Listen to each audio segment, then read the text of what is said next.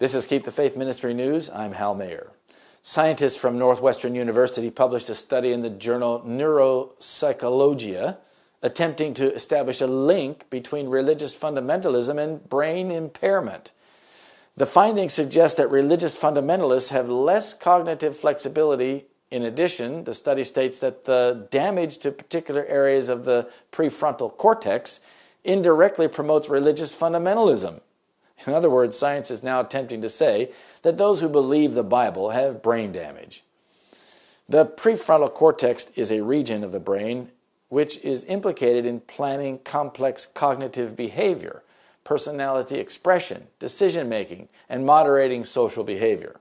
The most well-known function of this region is considered to be the executive function, that is, the ability to differentiate among conflicting thoughts, determine good and bad, better and best, same and different, future consequences of current activities, working toward a defined goal, prediction of outcomes, expectation based on actions, and social control, that is, the ability to suppress urges that, if not suppressed, could lead to socially unacceptable outcomes. The study was led by Jordan Grafman of Northwestern University and utilized data from Vietnam War veterans. The veterans were chosen because a large number of them had damage to brain areas suspected of playing a critical role in functions related to religious fundamentalism. CT scans were taken from both a group of healthy veterans and the aforementioned group. In addition, the majority of those tested identified as Christian. The scientists who conducted the study believe that adherence to religious fundamentalism is the result of some form of brain damage, whether it be by brain trauma, a psychological disorder, a drug or alcohol addiction, or simply a particular genetic profile.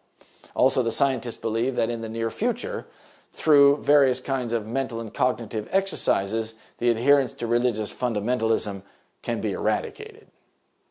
Science has yet to disprove the possibility of God, and as a result have resorted to calling those who adhere to a belief system as damaged.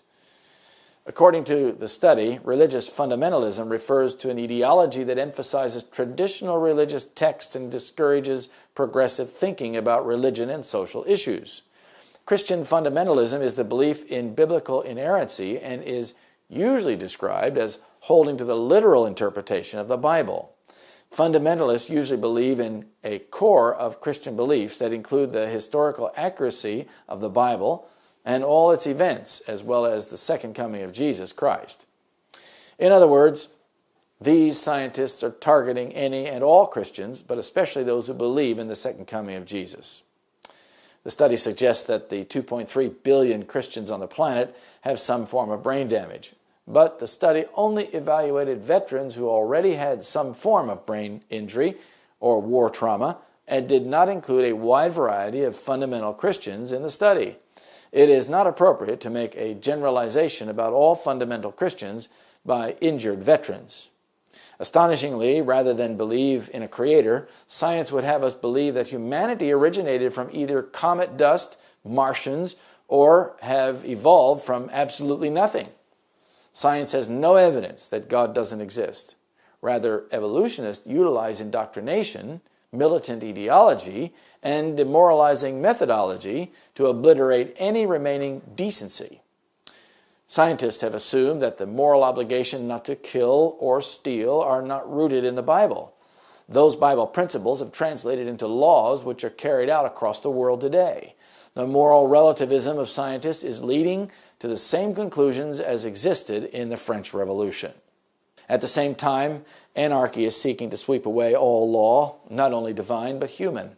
The centralizing of wealth and power, the vast combinations for the enriching of the few at the expense of the many, the combinations of the poorer classes for the defense of their interests and claims, the spirit of unrest, of riot and bloodshed, and the worldwide dissemination of the same teachings that led to the French Revolution, all are tending to involve the whole world in a struggle similar to that which convulsed France.